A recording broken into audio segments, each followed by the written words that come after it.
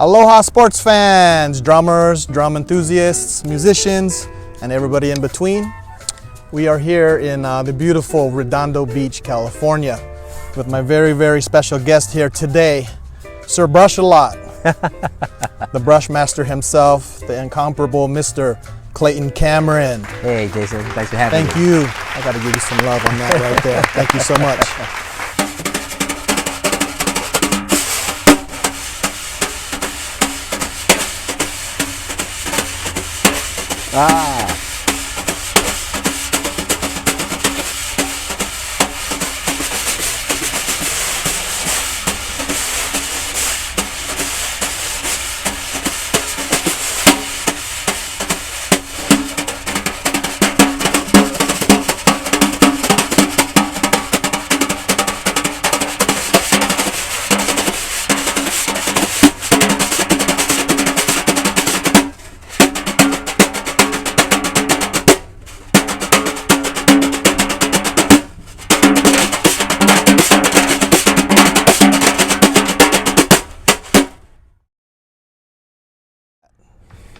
You know, yeah, it's kind of like the Harry Potter thing. You know, I think the wand chose me, which I think, you know, happens with probably most of us. You know, so at a very early age, as long as I can remember, you know, I was always banging on things.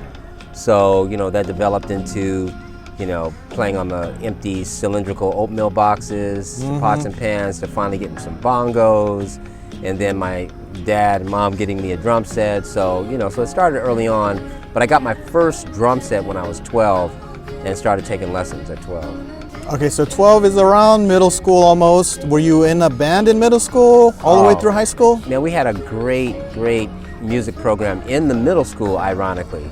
Not in the elementary school and not in the high school, but I started taking lessons when I was in 6th grade, and then middle school for us started at 7th. And so we had a great band director, Mr. Davenport, and you know, so that was, of course, band was always a highlight of the day.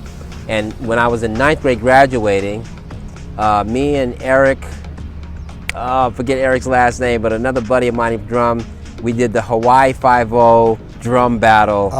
You know, that's how fun it was in middle school. Had 2 drummers on stage playing Hawaii 5-0 at the last assembly. So, you know, it was great. So now, was that Hawaii 5-0? Was that Hal Blaine playing that? Do you remember? I believe that's Hal Blaine, yeah. Yeah, okay. So. And Morty Stevens is the composer, and he used to work with, I used to work with him, or alongside him when I was working with Sammy Davis Jr., because he was Sammy Davis Jr.'s conductor before he went to Hollywood. Right.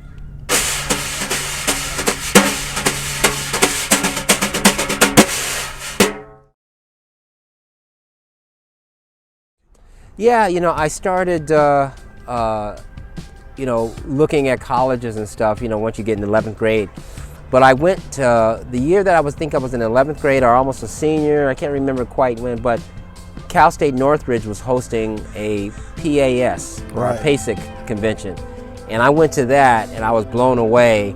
And so the guy that took me was also a mallet player and percussionist and all that, named Billy Moore. So I started taking lessons with Billy Moore, and then I was able to audition for Northridge the following year, and then I ended up going to Cal State Northridge.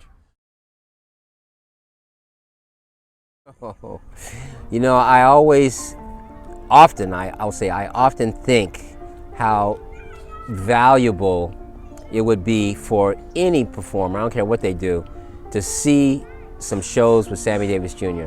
Because this guy was a consummate professional.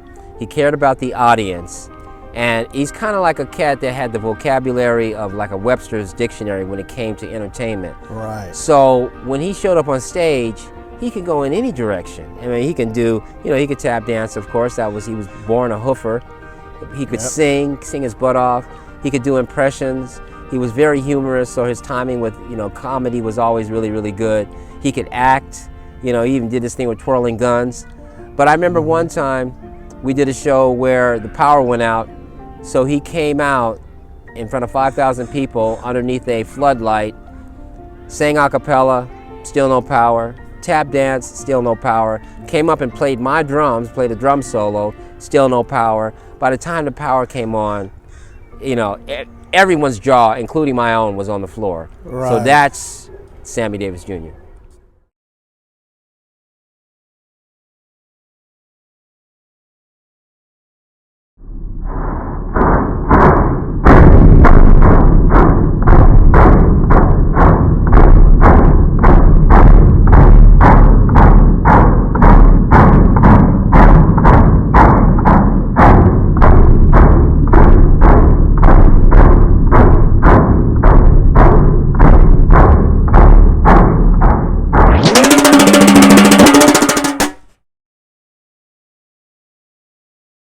So, when working with, Mr. D, I call him Mr. D, or we call him Mr. D affectionately, with dance, he had, you listen to his taps and, you would hear like, for us, maybe like a double paradiddle with, triplets and this and that going in and out. It was so clean.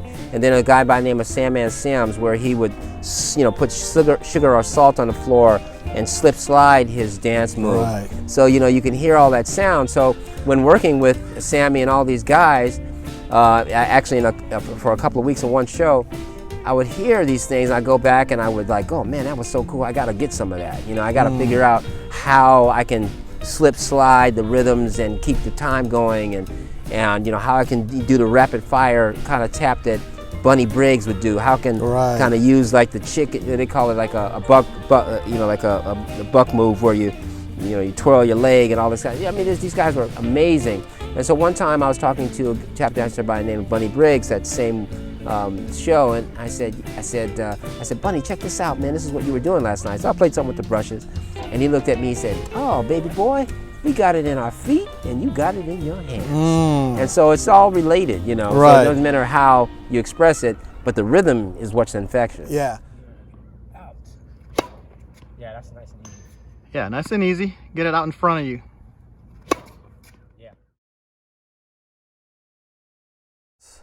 Oh man, I was traveling on the road back in the early 80s with Sammy Davis Jr. And I used to be a racquetball player, and I kind of stopped playing because I just kept running in the walls. Yeah.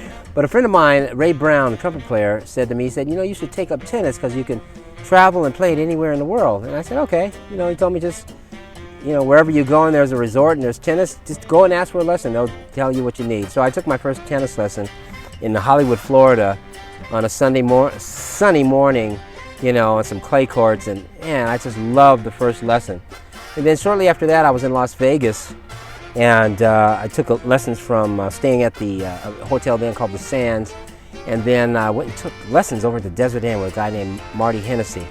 And as I was leaving my lesson, a group of kids, one kid in particular, it seemed like he had an entourage. And so I said, it looks like he's about to take a lesson with the same teacher, and he was. So I stuck around and watched the kid play. He was very skinny. And so I was sitting behind the bass line behind his friends, and this kid is returning serve from the ad side, and the server is left-handed, which means he can do a John McEnroe, make it swing way out wide to your backhand, which is a good serve. Can opener. Yeah, the can opener. So anyway, this kid, he turns around to his friends, and I'm sitting behind his friends. He goes, where do you want me to return the ball? He just says it. He says, where do you want me to return the ball? Like, doesn't matter where the guy serves it, I'll hit it where you guys tell me. So he turns around, he says that, and they said, hit it down the line, hit it down the line. And so the kid steps in about 5 feet into the court, steps into the alley of the court, and cranks this blistering forehand down the line. And I said, I don't know that much about tennis, but that is not normal. It happened to be Andre Agassi. Oh. And so in that same week, Andre's dad, who worked in the Bally's Hotel, same hotel I was playing with Sammy Davis Jr., I introduced myself to him after some people told me that he worked there, and he was the father of this kid. And I told Mr. Agassi, I said, Mike, yeah, I saw your son play tennis the other day. And at that time, Andre hadn't turned professional. And Mr. Agassi said, what are you doing tomorrow morning? 9 o'clock. And I said, well, nothing. I work at night here at Bally's with, same time you do. So he said, I'll pick you up at 9 o'clock. And that's all he said. He picked me up at 9 o'clock, took me to his house, and started giving me tennis lessons. I took tennis lessons from the great Mike Agassi, Andre's dad, for a couple of weeks while I was in Vegas. Did he have a shirt on? He did have a shirt on. Oh, he did? Yeah. Oh, okay. Yeah, Mike did have a shirt on. So anyway, but he taught me, my first lesson was, he asked me, if you throw a ball into a fan, where's it gonna go? And I said, up. And then he yelled at me, you'll be eating that ball for lunch. And so he taught me how to pronate and get racket head speed by just pronating your forearm, hitting the ball. And the rest is history. But at that time, Andre wasn't even a professional yet, so not many people had seen his forehand yet. So Mike had taught me before Andre even turned professional. Nice. So I started illustrating how to strike the ball. So like on my forehand, what you're seeing here is everything that we do, it becomes like a half circle, right? Right. Like, you know, you're going from here to here, and so it's like, you know, like 180 degrees. So this is at the end of that 180 degrees. And so the ball being struck where the star is, it gives it, on the forehand, it gives it top spin. On the backhand, hitting it around 7 o'clock, gives it the top spin on there. A backhand here will give it a spin, going straight up like that. So I just started, you know, really thinking about how the ball spins and what to do in order to create that spin and get it over the net, or, you know, to do what you want it to do.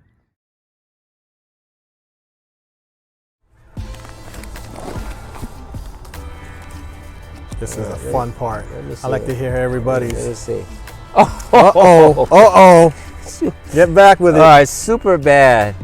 Now see, James Brown, now I worked with James Brown once at the Hollywood Bowl. And he did a record, and I'll talk about super bad, but he did a record called Soul on Top. Right. He called up Louis Bellson one day and said, Louis, I want to do a jazz record. So Louis put together a band, a big band, you know, with Nelson Riddle.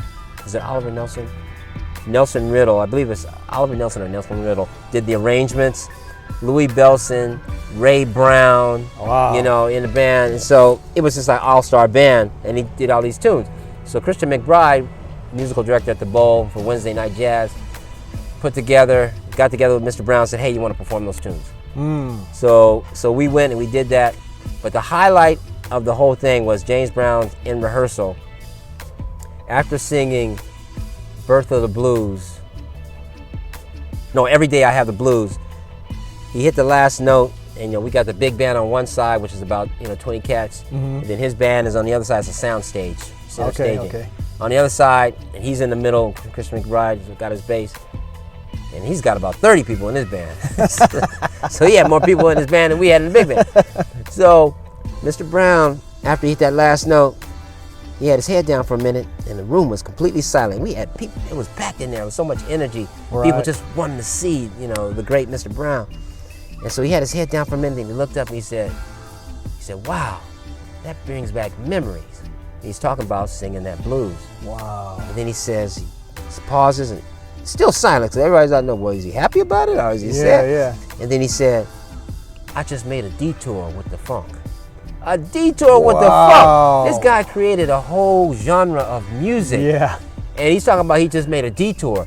But he's telling you, honestly, that his roots were in the blues and in jazz. And you guys took him there. You know, and he just, you know, it was just like a real beautiful moment in time. Wow. You know. And you were there, man. So super bad.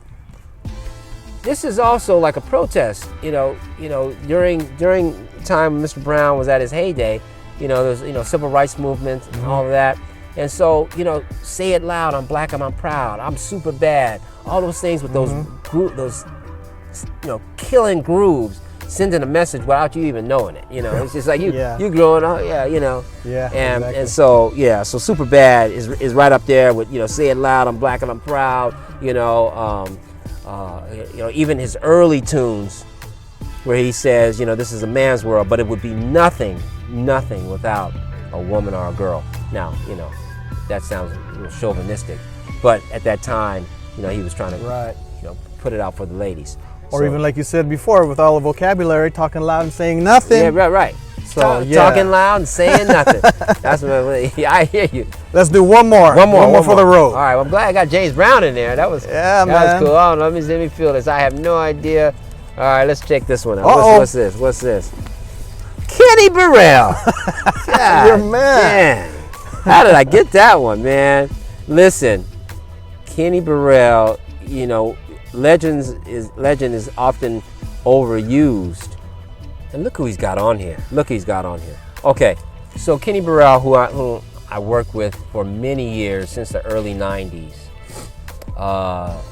You know, he played with Dizzy on 1010 Deo, you know, his first jazz Latin, you know, tune coming out like that.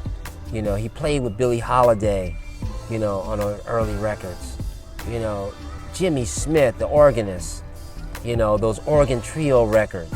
And the guy is so melodic. Now listen, it's not about, you know, I sometimes I hear the first thing out of a guitar player's mouth is, you know, how fast he can play. Right. But let me tell you, when you got the feel and you know the concepts, you're going to say a lot with few words.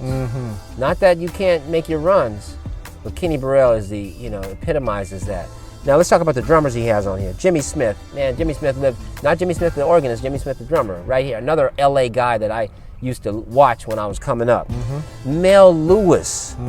Mel Lewis, the bebop drummer, the guy who brought bebop drumming to the big band.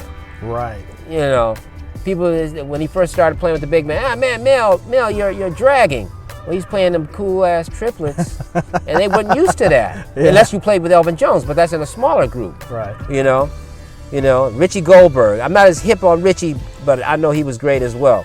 So this is fantastic. But look who he's got on here. Thad Jones, Snooky Young, great trumpet player. When I used to play on the Tonight Show with, when Johnny Carson was there, Right. I would play on the Tonight Show with Sammy Davis Jr. and Snooky Young, one of the few African Americans on TV at that time. John Faddis, great high note player. Joe Henderson, give me a break. Wow. Jerome Richardson, who was another LA guy, and I'm on a record with him, my first record I ever recorded with Gerald Wilson. Jerome Richardson's on that. So it goes on and on. Jimmy Smith, of course, on keyboards. Ernie Andrews. So let me tell you about Ernie Andrews. Ernie Andrews is a vocalist that when I was 16 and I started playing with the big band, he was the vocalist that I played behind. And he was the person that told my dad to get me some real drums. Wow. Ernie Andrews. Ernie's the man. We gotta stop on that. We gotta thank Ernie. All these Ernie Andrews. So this is beautiful. All right, see, we'll end on a high note right here with Mr. Burrell. Kenny Burrell, man. Mr. Clayton Cameron, thank you so much. We're gonna hit some balls right now, so stay tuned. You're watching High Tops to Hi-Hats. This is a great Clayton Cameron.